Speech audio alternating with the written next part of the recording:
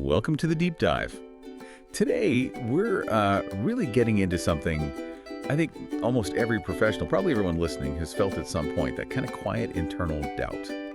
You know, even when things seem okay on the outside, we've looked at a whole range of stuff, research papers, articles, personal accounts, and our mission, really, is to pull out the key insights to help make sense of this very common struggle. Oh, yeah. This one hits close to home for me. Yeah. Seriously. It was like my shadow for the first maybe 2 years of my career. I was a junior marketing associate, straight into this super fast-paced tech company.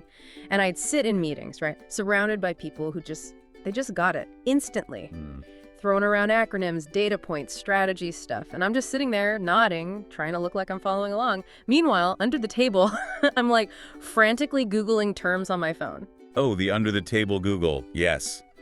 I think so many people know that feeling, that frantic paddling underneath while trying to look smooth on the surface. It's such a relatable image.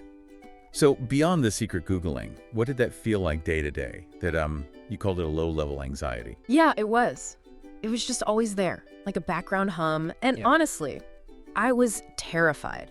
Absolutely terrified of someone asking me a direct question I couldn't answer on the spot. Right, the spotlight moments. Exactly. Yeah. And because of that, I'd spend hours, ridiculous hours, double-checking, triple-checking my work.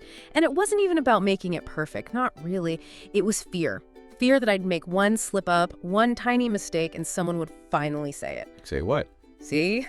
We knew she didn't really know what she was doing. I honestly truly felt like a complete fraud. Like I had somehow managed to trick everyone in the interview and was just waiting to be exposed. Wow, that fear of being found out. It's so visceral, isn't it? My own brush with this felt a bit different on the surface, but I think that same fear was definitely underneath it all. For me, it kicked in when I got promoted way earlier than I expected, actually. Suddenly, I was a team lead, a project manager. Okay. And I was managing people who were, frankly, older than me. They'd been at the company way longer, and they just had tons more experience in their specific areas. Oh, that's a tough spot. Leading people who know more than you in some ways. How did you handle that initially? Sadly, probably. I felt this immense pressure, like I had to have all the answers, to justify being the lead. So I'd walk into meetings trying to project this air of authority that I just didn't feel. Not deep down. Right, faking it till you make it, sort of? Kind of, but more like overcompensating. I'd find myself giving directions on technical stuff I wasn't really an expert on. Yeah. Just purely to seem like I was in control. That was the goal. Seem in control, honestly. I felt like a little kid wearing his dad's suit. Just like swimming in it. Yeah. I can picture that feeling, the too big suit. Totally. And I remember this one time really clearly. There's this senior engineer on my team, David. Great guy, really experienced. And he just gently, very politely questioned a timeline I'd put together. He wasn't being difficult, just practical. He just asked, have we factored in the integration testing on this? It usually takes about 3 days, something like that. Okay. And had you? Nope, not even close. Mm-hmm. Hadn't even crossed my mind. And in that second, my heart just plummeted. That sudden, stark feeling of, oh no, I've missed something huge. I'm completely exposed. That feeling, that whole pattern of doubting yourself, fearing you're a fraud, despite evidence you're not. That's basically what we're digging into today. It has a name, right? Yeah. It does. It's widely known as imposter syndrome, or sometimes the imposter phenomenon. And what's really, really striking, looking at the research we gathered, is just how incredibly common it is. I saw one study, estimates vary a bit, of course, but suggesting nearly 70% of people experience these kinds of imposter feelings at some point in their careers. 70%. Wow. It's huge. It really is, and it cuts across all sorts of fields, levels of success, everything. Men, women, students, CEOs.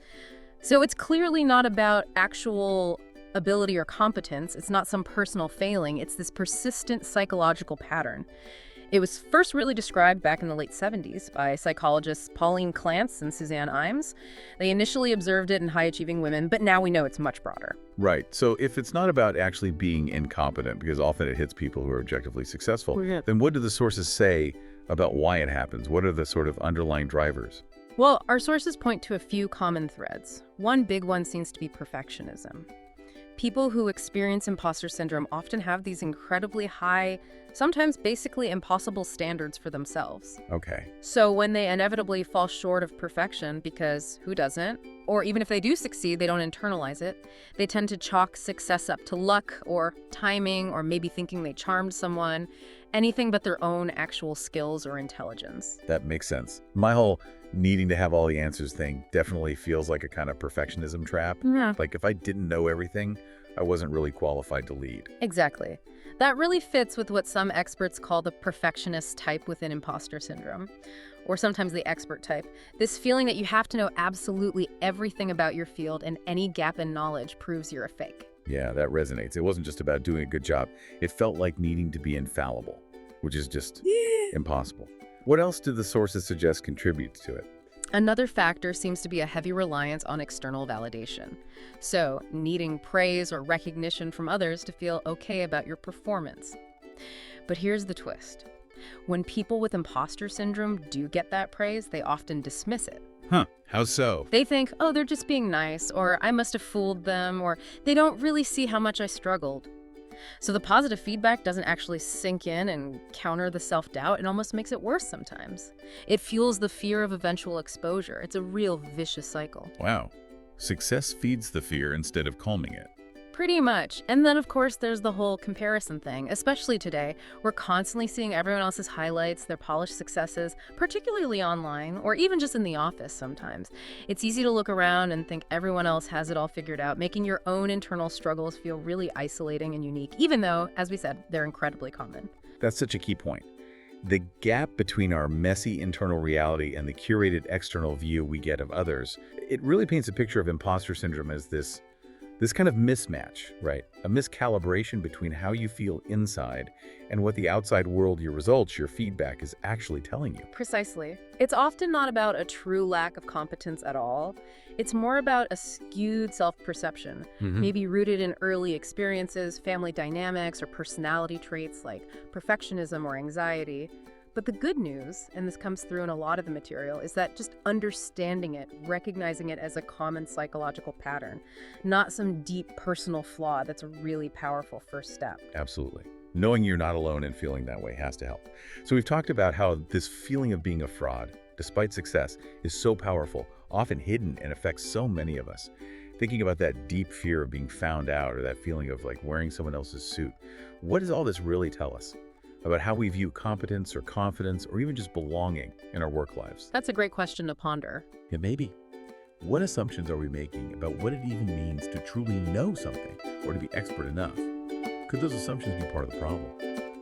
If this feeling is so widespread, maybe there's something we gain by talking about it more openly instead of everyone hiding it and thinking they're the only one. Something for you, the listener, to think about.